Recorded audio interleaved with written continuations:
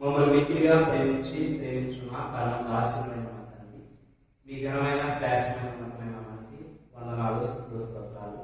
తండ్రి, గడిచిన కాలంలో మమ్మల్ని కాచి కాపాడేదాన్ని బట్టి మీకు వందనాలు. తండ్రి యొక్క బైబిల్ పద్ధతిలో తండ్రి మిమ్మల్ని పాటలు వర్తించడానికి మీరు చూపిన కృపను బట్టి మీకు వందనాలు. ఈ యొక్క బైబిల్ పద్ధతిలో తండ్రి మేము వాక్యాన్ని నేర్చుకుంటుండగా వాక్యం వచ్చిన సోదరులకు తండ్రి మీరు చేస్తున్న సహాయం బట్టి మీకు వందనాలు. తండ్రి, వాక్యాన్ని కూర్చున్నాం మేము. అంతేకాకుండా తండ్రి యొక్క వాక్య సందేశాన్ని యూట్యూబ్లో కూడా చూస్తున్నాం. అనేక మందికి ఉపయోగకరంగా యొక్క వాక్యంతో సహాయం తెచ్చు. ప్రతి ఒక్కరూ తండ్రి మీ వాక్యాన్ని తండ్రి సత్యవాక్యాన్ని విభజించి తండ్రి నేర్చుకోవడంలో తండ్రి ప్రతి ఒక్కరికి ఈ యొక్క కార్యక్రమం ఉపయోగపడటం సహాయం తెచ్చు.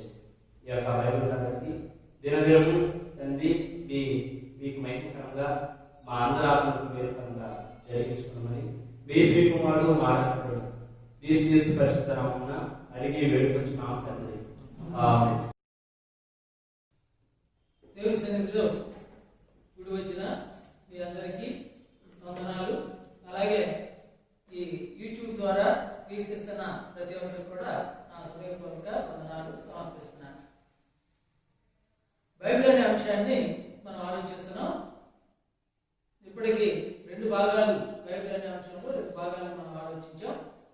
మొదటి భాగంలో బైబిల్ విభజన అనే విషయాన్ని మనం ఆలోచించాం. బైబిల్ని ఏ విధంగా విభజించి చదవాలో అర్థం కాకపోతే కొన్ని సంగతుల్ని అపార్థం చేసుకునే అవకాశం ఉంది. కాబట్టి విభజన అర్థం కావాలనే విషయాన్ని మొదటి భాగంలో మనం ఆలోచించాం. రెండో భాగంలో బైబిల్ దైవావేశంలో రాయబడింది. బైబిల్ ఉన్న ప్రతి మాట దేవుని మూలంగా పలికిన మాటలు, మనుషులు తమ యొక్క ఊహను బట్టి ఇచ్చను బట్టి చెప్పినవి కాదు అనే సంగతిని మనం ఆలోచించాం. ఈ మూడో భాగంలో దైవావేశంలో రాయబడిన లేఖనాలు పడటానికి కొన్ని ఆధారాలు ఈ మూడో భాగంలో మనం ఆలోచిద్దాం. జాగ్రత్తగా గమనించాలని కోరుతున్నాను.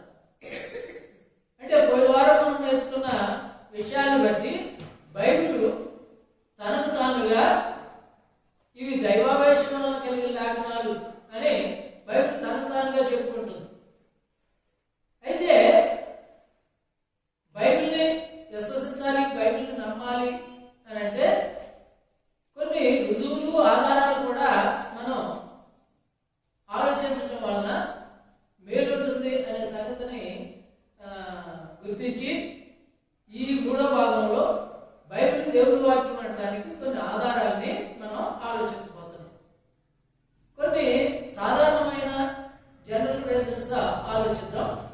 అవి ఏంటంటే బైబిల్కి హోలీ బైబిల్ లేకపోతే పరిశుద్ధ గ్రంథము అనే పేరు ఉంది. పరిశుద్ధ గ్రంథం లోకంలో ఏ గ్రంథానికి లేని ఒక మహోన్నతమైన పేరు బైబిల్కి ఉంది అనే సంగతిని మనం గమనించాలి. దాన్ని బట్టి ఇది దేవుని వాక్యం అనడానికి వచ్చిన ఆధారం. అలాగే మనం రెండోదిగా ఆలోచించినట్లయితే బైబిల్లో రాయబడిన సంగతులు దైవావేశంలో రాయబడి అనడానికి మనం ఆలోచించినట్లయితే అనేక భాషల్లో బైబిల్ ఉన్నన్ని భాషల్లో మరి ఏ గ్రంథం లేదు. అంటే దానికి కారణం ఏంటంటే అన్ని దేశాల వారు, అన్ని భాషలు మాట్లాడేవారు ఈ దైవ సందేశం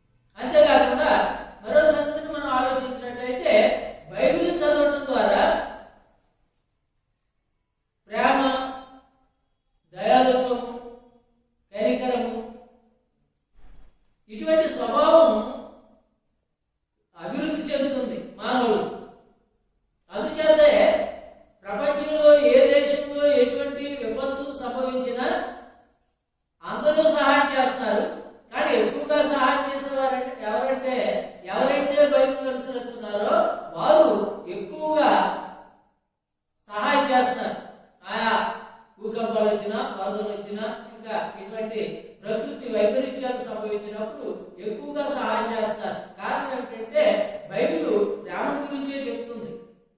బైబిల్ అంతటి సారాంశం ప్రేమ.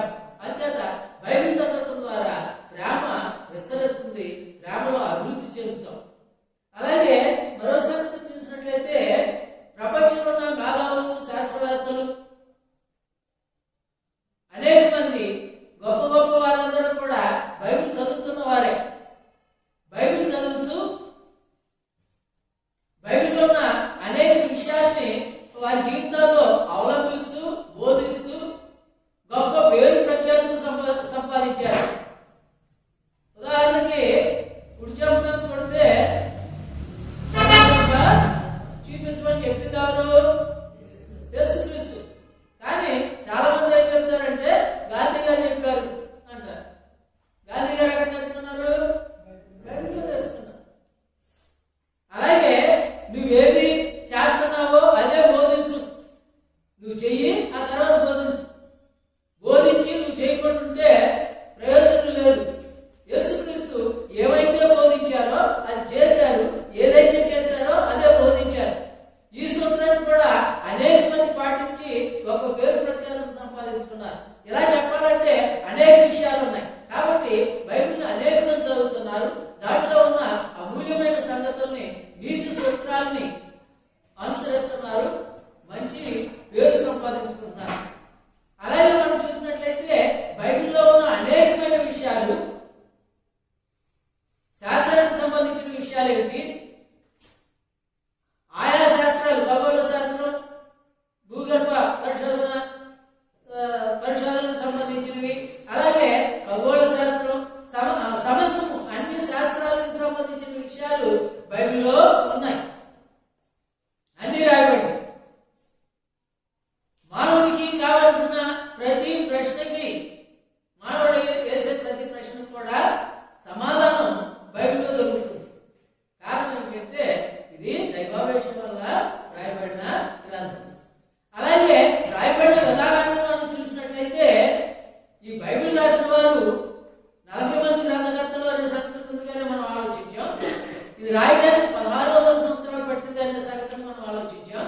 కారణం ఏంటంటే 1600 సంవత్సరాలు పట్టడానికి గల కారణం ఏంటంటే అందరూ కలిసి 40 మంది గ్రంథకర్తలు ఒక చోట కూర్చుని ఆలోచించి ఇలా రాద్దాం, ఇలా చేద్దాం అని ఆలోచించి వాళ్ళ యొక్క ఆలోచన బట్టి, ఊహను బట్టి, ఇచ్చను బట్టి రాసింది కాదు. ఒకరు రాసిన టైంలో ఇంకొకరు లేరు. కృత నిబంధన గ్రంథకర్తలు అయితే ఉన్నారు, కానీ వాళ్ళు కూడా ఒక చోట కూర్చొని రాసినవి కాదు. పరిశుద్ధాత్ముడు ఎవరినైతే ప్రేరేపించాడో వారు రాశారు. అలా 40 మంది గ్రంథకర్తలు రాసిన తర్వాత ఆ గ్రంథాలన్నీ కూడా సమకూర్చబడి 66 పుస్తకాలతో కూడిన బైబిల్ని సమకూర్చడం జరిగింది. ఈనాడు ప్రామాణికమైన గ్రంథంగా ప్రపంచమంతటా కొనసాగుతుంది. కాబట్టి బైబిల్ దేవుని వాక్యం అనడానికి ఇవి ఇప్పుడు చెప్పినవన్నీ కూడా సాధారణమైన కారణాలు. అలాగే బైబిల్ రాయబడిన విధానం మనం చూసినట్లయితే ఆదాము పుట్టిన తర్వాత 2500 సంవత్సరాలకి మోషే పుట్టాడు. మోషే మొదటి 5 కాండాలని రాశాడు. మొదటి 5 పుస్తకాలను మోషే రాశాడు. ఈ 5 పుస్తకాల్లో ఉన్న చరిత్ర 2500 సంవత్సరాల చరిత్ర. 2500 సంవత్సరాల చరిత్ర పూర్వకంగా మోషే రాయగలిగాడు అని అంటే అంత చరిత్ర ఆయనకి ఏం తెలుసు? తెలిసే అవకాశం లేదు. మా తాత చరిత్రే నాకు తెలియదు, మా తాత చరిత్ర తెలియదు, మా నాన్నగారి చరిత్ర కొంత తెలుసు. మరి ఎంతమంది తాత చరిత్ర రాశాడు మోషే గారు? అంతేకాకుండా ఎవరు వాళ్ళ పేర్లు, వాళ్ళ భార్య పేర్లు, వాళ్ళ బిడ్డల పేర్లు, వాళ్ళు ఏమనుసరించారో, ఎక్కడ సంచరించారో, ఏ ప్రాంతంలో ఉన్నారో, వారి సంబంధాలు ఎలా కొనసాగినాయి, ఈ విషయాలన్నీ రాయగలిగాడు అని అంటే 2500 సంవత్సరాల చరిత్ర రాయగలిగాడంటే అది తన జ్ఞానం కాదు. ఎవరు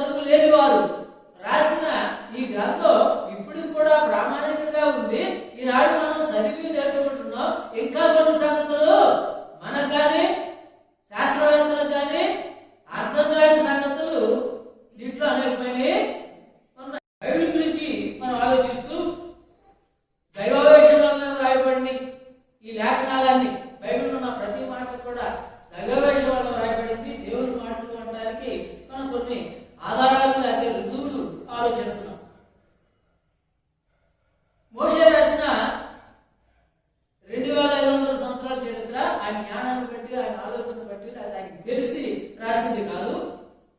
చాలా విధంగా రాశాడు. ఎవరెన్ని సంవత్సరాలు బ్రతికారో రాశాడు. వీటన్నిటిని బట్టి మనం ఆలోచించినట్లయితే బైబిల్ దేవుడి వాక్యం, దైవాపేక్షణలో రాయబడిన లేఖనాలు అనే సంగతి మనకు అర్థమవుతుంది. అలాగే మనం మరికొన్ని విషయాన్ని ఆలోచించినట్లయితే ఆదికాండం 1వ అధ్యాయంలోనే మోషే గారు రాస్తూ సృష్టి క్రమాన్నంతటినీ కూడా, అంటే ఈ సృష్టి అంతా ఎలా కలిగింది, ఈ విశ్వం ఎలా కలిగింది, ఈ భూమి, ఆకాశం, సముద్రాలు, వాటిలో ఉన్న సమస్తము ఎలా కలిగినాయి అనే విషయాన్ని మోషే రాశాడు. ఈనాడు శాస్త్రవేత్తలు ఇంకా వాటి మీద, ఈ విశ్వం ఎలా కలిగిందంటే వాటి మీద పరిశోధనలు చేస్తూనే ఉన్నారు, ఇంకా చేస్తూ ఉన్నారు. అంటే ఇంకా ఒక కంక్లూజన్కి రాలేదు. ఒకవేళ ఇంకా పరిశోధన చేసి ఎన్ని కోట్ల రూపాయలు ఖర్చు పెట్టినా చివరికి వచ్చే సమాధానం ఏంటంటే దేవుడు తన యొక్క గ్రంథంలో, పరిశుద్ధ గ్రంథంలో, బైబిల్లో రాయించిన సమాధానం తప్ప ఇంకో సమాధానం వచ్చే అవకాశం లేదు. ఇన్ని సంవత్సరాల నుంచి కోట్ల రూపాయలు ఖర్చు పెట్టి పరిశోధన చేస్తూనే ఉన్నారు. అనేక మంది శాస్త్రవేత్తలు దాని మీదే, ఆ పని మీద ఉన్నారు. అయినా ఈ విశ్వం ఎలా వచ్చింది అంటే ఇప్పటికీ సరైన సమాధానం కానీ ఈ క్రమంలో వచ్చింది అనడానికి ఇంకా ఆధారాలు లేవు. అలాగే మానవుడు ఎలా వచ్చాడు, ఆయన భార్య నుంచి వచ్చింది, వారి ద్వారా సంతానం ఎలాగ అభివృద్ధి చెందింది, ఈ విషయాలన్నీ కూడా ఆదికాండంలోనే మోషే గారు 2, 3 అధ్యాయాల్లో ఆ విషయాల్ని రాశారు. మానవుడు ఎక్కడి నుంచి వచ్చాడు అని అంటే కోతి నుంచి వచ్చాడు అనే ఆలోచన ఎప్పటికీ ఉంది.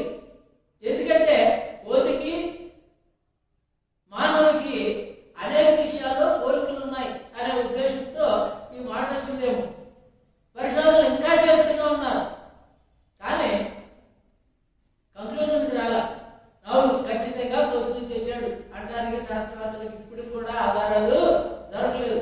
ఎప్పటి నుంచి చేస్తున్నారు, ఎప్పటి నుంచో చేస్తున్నారు. ఈ సిద్ధాంతాన్ని డార్విన్ అనే శాస్త్రవేత్త ప్రవేశపెట్టాడు. ఇది సిద్ధాంతం. డార్విన్ ప్రవేశపెట్టింది సిద్ధాంతం. సిద్ధాంతం వేరు, శాస్త్రం వేరు. సిద్ధాంతం అంటే వారు ప్రతిపాదించింది, శాస్త్రం అంటే ఆ సిద్ధాంతం రుజువు చేయబడితే అదేమవుతుంది, శాస్త్రం అవుతుంది. డార్విన్ చెప్పింది ఒక ఏకకణ జీవి ఉంది, ఆ ఏకకణ జీవి అభివృద్ధి చెంది బహుకణ జీవి అయింది, అది అభివృద్ధి చెంది ఇంకా కొన్ని జీవులుగా మారి అలాగా అనేక రకాలైన జీవులుగా మార్పు చెందుతూ పరిణామ సిద్ధాంతం అంటారు. పరిణామం చెందుతూ చివరికి కోతి అయింది, కోతి మానవుడు అయ్యాడు అనేది డార్విన్ సిద్ధాంతం. కానీ ఆయన చనిపోయే రోజులో అది రుజువు చేయలేకపోయాడు. లేకపోతే దేంట్లో నుంచి ఏది వచ్చింది, ఏది అభివృద్ధి చెంది ఏ జీవి అయింది అనేది ఆ లింక్ అప్పటికి ఆయన చనిపోయేటప్పుడు కూడా కనిపెట్టలేకపోయాడు. ఆయన అనుచరులు ఎప్పటికీ ఇంకా పరిశోధన చేస్తున్నారు, కానీ ముగింపుకి రాలేదు. కాబట్టి మానవుడు ఎక్కడి నుంచి వచ్చాడు అనేది బైబిల్ చెప్తుంది.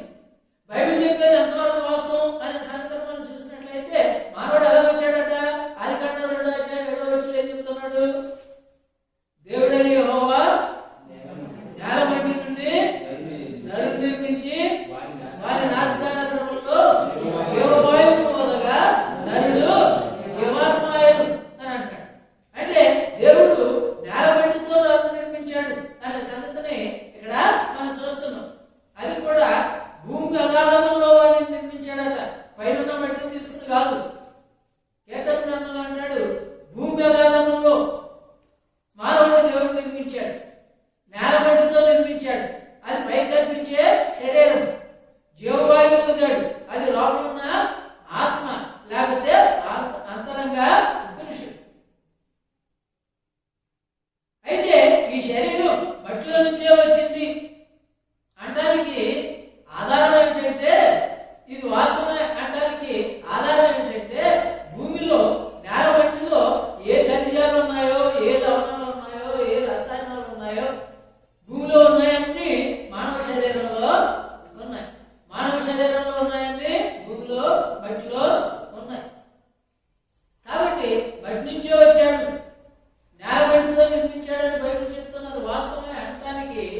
ఇది ఒక గొప్ప ఆధారం.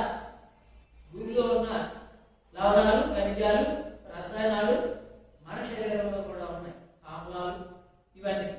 కాబట్టి బైబిల్ దేవుని వాక్యం అనడానికి ఇది ఒక ఆధారం. అలాగే సృష్టిని కలుగు చేశాడు అని అంటే సృష్టిని కూడా ఒక క్రమమైన విధానంలో కలుగు చేశాడు. దేవుడే సృష్టి కలుగు చేశాడు అని బైబిల్లో అనేక వచనాలు ఉన్నాయి. సమస్తాన్ని ఆయన కలుగు చేశాడు. సమస్తం ఆయన మూలంగా కలిగింది. కలిగినదేమీ ఆయన లేకుండా కలుగులేదు. యేసు కూడా కలిపి అక్కడ మాట్లాడటం జరిగింది. తండ్రి, కుమార, పరిశుద్ధాత్ములు ఈ సృష్టి అంతనే చేశారు. అయితే మానవుడిని నిర్మించిన విధానం మనం చూస్తున్నాం. అలాగే ఈ భూమిని, ఆకాశాన్ని, ఆకాశం ఉన్న సమస్తాన్ని కలుగు చేశాడు. ఉదాహరణకి భూమిని కలుగు చేశాడు దేవుడు. ఆదియందు దేవుడు భూమి ఆకాశంను సృష్టించాడు. దేవుడు 6 దినాలని సృష్టి చేసినట్లుగా మనం చూస్తున్నాం. 6 దినాల్లో మొదటి దినాన్న దేవుడు వెలుగు కలుగు చేశాడు. అంతకుముందు అంతా చీకటిగా ఉంది. అటువంటిప్పుడు వెలుగును కలుగు చేసి వెలుగును చీకటిని వేరుపరిచి వెలుగుకి పగలని, చీకటికి రాత్రి అని పేరు పెట్టాడు. అంటే మొదటి దినాన్నే పగలు, రాత్రి కలిగినాయి. అంటే ఈనాడు మనకు తెలిసింది ఏంటంటే సూర్యుడు ఉదయించటం, పగలు, సూర్యుడు అస్తమించిన తర్వాత రాత్రి, అది మనకు తెలుసు. కానీ వాస్తవానికి సూర్యుడిని ఏ రోజు కలుగు చేశాడు? సూర్యుడిని, చంద్రుడిని, నక్షత్రాల్ని ఎన్నో రోజులు కలుగు చేశాడు? 4వ రోజు కలుగు చేశాడు. 4వ రోజున పగటిని ఏలడానికి సూర్యుడిని కలుగు చేశాడు తప్ప సూర్యుడి వల్ల, సూర్యుడు ఉదయించడం చేత, అస్తమించడం చేత పగలు, రాత్రి కలుగుతుందని బైబిల్ చెప్పట్ల. దీన్ని శాస్త్రవేత్తలు రుజువు చేశారు. అంటే సూర్యుడు లేకుండానే పగలు, రాత్రి, వెలుగు, చీకటి ఉంది అనే సంగతిని శాస్త్రవేత్తలు రుజువు చేశారు. కాబట్టి బైబిల్ దైవావేశంలో రాయబడింది అనడానికి ఇది మరొక ఆధారం. అలాగే భూమిని తయారు చేసినప్పుడు దేవుడు భూమిని ఎలా తయారు చేశాడని లేఖనాలు చెప్తున్నాయి. భూమి ఎలా ఉంది? గుండ్రంగా ఉంది. భూమి గుండ్రంగా ఉంది. భూమండలం మీద ఆయన ఆసీనుడై ఉన్నాడు. కానీ మనం చాలా కాలం చాలా మంది ఏమనుకున్నారంటే భూమి గుండ్రంగా ఉందంటే చెప్పిన వాళ్ళని హేళన చేశారు.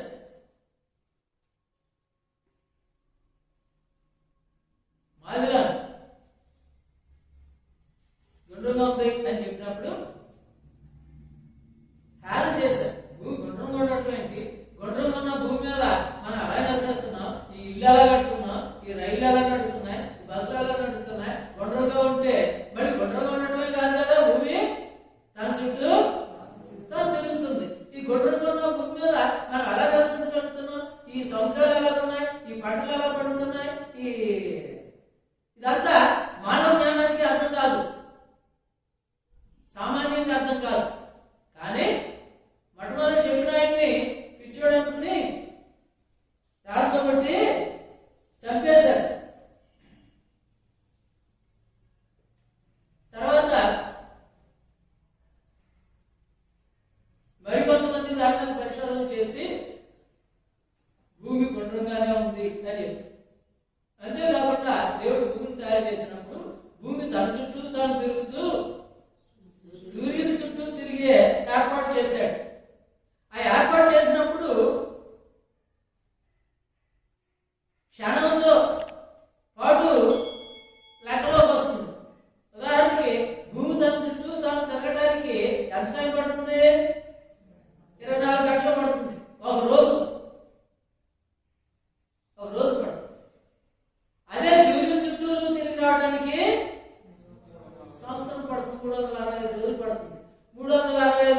కదా, కొంత కొన్ని గంటలు ఎక్కువ పడుతుంది. అందుచేత 4 సంవత్సరాలకు ఒకసారి ఈ సంవత్సరం వచ్చినట్టుగా లీఫ్ ఇయర్ అంటే 366 రోజులు వస్తుంది. అంటే దేవుడు అలా సృష్టించాడు. సృష్టి ప్రారంభమైనప్పటి నుంచి ఇప్పటి వరకు ఏమన్నా ఒక్క క్షణం తేడా వచ్చినా ఏమవుతుంది? మన రోజుల లెక్క తెలీదు, సంవత్సరాల లెక్క తెలీదు. లీఫ్ ఇయర్ అంటే ఈ సంవత్సరం వచ్చినట్టుగా ఫిబ్రవరి 4 29 రోజులు రావడం జరిగింది. అంటే ఆయన తయారు చేసినప్పుడు ఎలాగైతే నియమించాడో ఒక్క క్షణం కూడా తేడా లేకుండా భూమి అదే విధానంలో తిరుగుతుంది. ఒక్క క్షణం కూడా తేడా లేకుండా. ఇది మానవునికి ఎవరికైనా సాధ్యమా? ఈ విషయాలు బైబిల్ చెప్తుంది. నా వాక్యం ఉంది, ఇప్పుడు పెట్టుకోవాలి కానీ నా దగ్గర ఒక వాచ్ ఉంది. మా అబ్బాయి కొన్నాడు జర్మనీలో, మన కరెన్సీలో 22,000. అది కూడా క్రిస్మస్ ఆఫర్ 36,000. దాని తయారు అన్ని వేలు పెట్టుకున్నాం. పడకుంటుందా? తేడా రాకుంటుందా?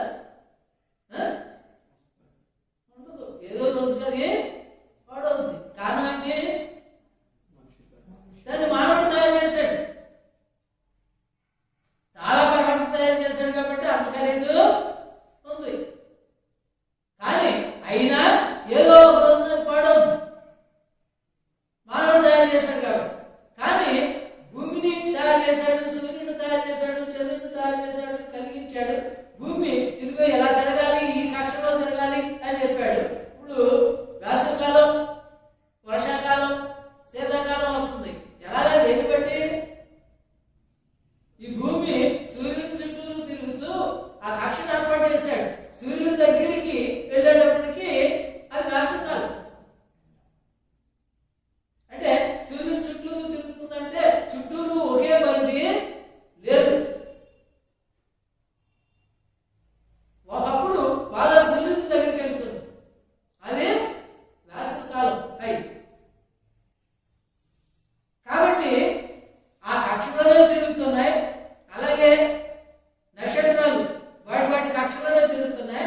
లేకపోతే ఒకదానికి ఒకటి గుద్దుకుని బేభత్సం, ప్రళయం, యుగాంతం వస్తుంది. అంటే వీటిల్లో ఏ మార్పు లేదు. అంటే దేవుడు ఎలాగైతే కలుగు చేశాడో క్షణం కూడా తేడా లేకుండా అవి అలాగే పనిచేస్తున్నాయి అని అంటే వాటిని తయారు చేసినవాడు దేవుడు. ఆ విషయాన్ని చెబుతున్నది ఎవరు? బైబిల్. కాబట్టి బైబిల్ దైవవచనంలో రాయబడింది అనడానికి ఇది మరొక ఆధారం. ఇలాగా మనం చెబుతూ పోయినట్లయితే బైబిల్ దేవుని వాక్యం అనడానికి కొన్ని వందల ఆధారాలు, లేకపోతే ఇంకా చెప్పాలంటే వేల ఆధారాలు ఉన్నాయి. కానీ మన సమయాన్ని బట్టి కొన్ని విషయాలనే మనం ఆలోచిస్తున్నాం. కాబట్టి మానవాతీతమైన గ్రంథం బైబిల్, మహోన్నతమైన గ్రంథం, విశిష్టమైన గ్రంథం. అన్ని శాస్త్రాలని, హేతువాదుల్ని, విమర్శకుల్ని అందరినీ ఎదుర్కొని ధీటుగా నిలబడ్డ గ్రంథం బైబిల్.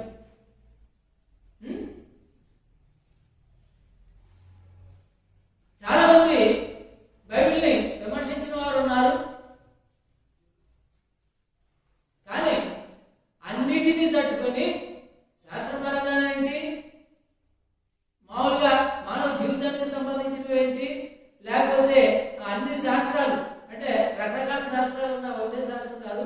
ఖగోళ శాస్త్రం, అలాగే రసాయన శాస్త్రం, భూగర్భ పరిశోధన, ఇటువంటి అనేకమైన ఉన్నాయి. వీటిని అన్నిటినీ తట్టుకొని హేతువాదుల యొక్క వాదాన్ని తట్టుకొని ధీటుగా నిలబడిన గ్రంథం బైబిల్. కారణం ఏంటంటే ఇది దేవుని దైవావేశంలో రాయబడిన గ్రంథం. అలాగే బైబిల్లో అన్ని సంబంధాలు రాయబడి భార్యాభర్తల గురించి, భార్యాభర్తలు ఎలా జీవించాలి, తల్లిదండ్రులు బిడ్డలు ఎలాగా వారి మధ్య సంబంధాలు ఎలా ఉండాలి, అన్నదమ్ముల మధ్యన ఎటువంటి సంబంధాలు ఉండాలి, అక్క చెల్లెళ్ళ మధ్యన ఎటువంటి సంబంధాలు ఉండాలి, యజమానుడు దాసుల మధ్యన ఎటువంటి సంబంధాలు ఉండాలి, ప్రభుత్వ అధికారులకి ప్రజలకు మధ్యన ఎటువంటి సంబంధాలు ఉండాలి, ఎలా గౌరవించాలి, ఎలాగా ఒకటి కాదు ప్రతి విషయం బైబిల్లో రాయబడింది. నీకు ఏ ప్రశ్న వచ్చినా దేవుని చిత్తానుసారంగా, దేవుని వాక్యానుసారంగా ఈ విషయంలో ఏం చేయాలి అని అంటే ఒకవేళ సమాధానం ఎక్కడ ఉందో నీకు తెలియకపోవచ్చు, కానీ మొత్తానికి బైబిల్లో ఏ సంబంధమైనదైనా, భౌతిక సంబంధమైనదైనా, ఆత్మ సంబంధమైనదైనా ప్రతి దానికి సమాధానం బైబిల్లో ఉంది. కారణం ఏంటంటే దైవావేశంగా రాయబడిన గ్రంథం. భూమి గుండ్రంగా ఉండటమే కాకుండా శూన్యంలో రాలాడుతుంది అని దేవుని యొక్క వాక్యం చెబుతుంది. బైబిల్ ఏం చెప్తుందంటే భూమి శూన్యంలో రాలాడుతుంది. ఒకసారి యోగ గ్రంథం 37 అధ్యాయం 12-13 వచనాలు సహకరించండి. 37 ఆయన వలన నడిపింపబడినవై నరులకు నివాస యోగ్యమైన భూగోళము మీద గోళము అంటే గుండ్రంగా ఉంది అని, భూమి గుండ్రంగా ఉంది. 16వ శతాబ్దంలో భూమి గుండ్రంగా ఉందని కనుక్కున్నారు శాస్త్రవేత్త. కానీ బైబిల్ ఎప్పుడు రాయబడిందంటే క్రీస్తు పూర్వమే 700 సంవత్సరాల్లో ఈ విషయం రాయబడింది. అంటే మానవుడు కనుక్కోవడానికి అనేక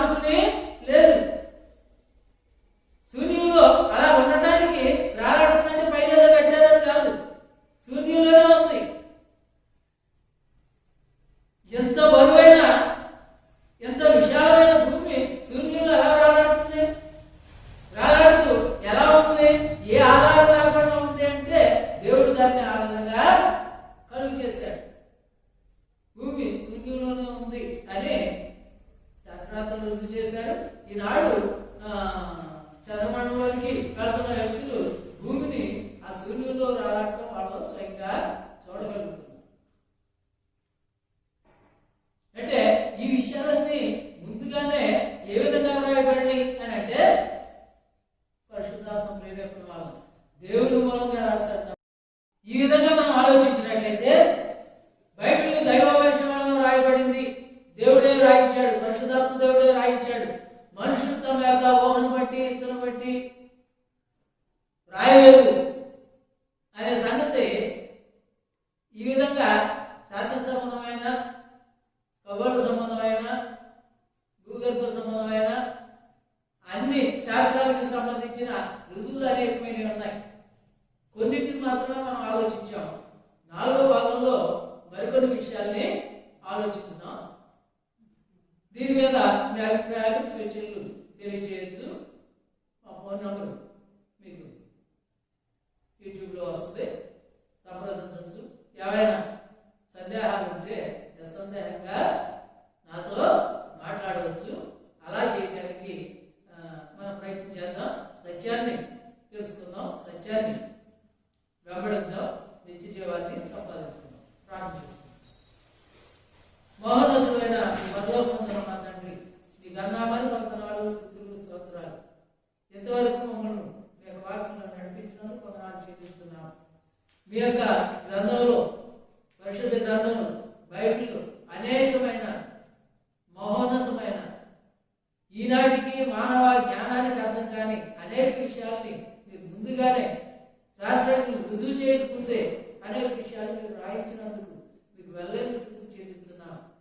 నాయన వాటిని మేము చదివి విని గ్రహించి నాయన యొక్క గ్రంథం మీరే రాయించారు, మనుషులు తమ యొక్క ఊహతో రాయలేదనే సంగతిని మేము గుర్తించడానికి, దృఢమైన విశ్వాసాన్ని కలిగి ఉండటానికి మీరు ఇచ్చిన అవకాశాన్ని బట్టి వందనాలు.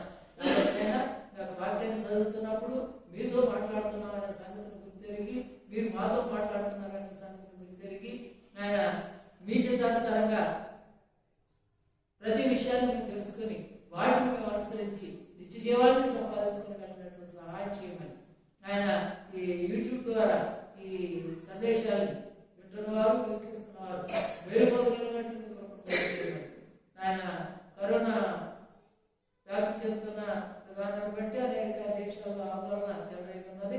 ఆయన దాన్ని మీరే సర్వశక్తి గల దేవుడు, మీరు సద్దరిపి ఆయన అది ఇంకా వ్యాప్తి చెందకుండా సమూలంగా నిర్మూలన కాగలిగినట్లు మీ కృపను దయచేయమని, అనేక మంది చనిపోయి ఉండగా వారి కుటుంబాలకు ఆధారం దయచేయమని, అలాగే ఆయన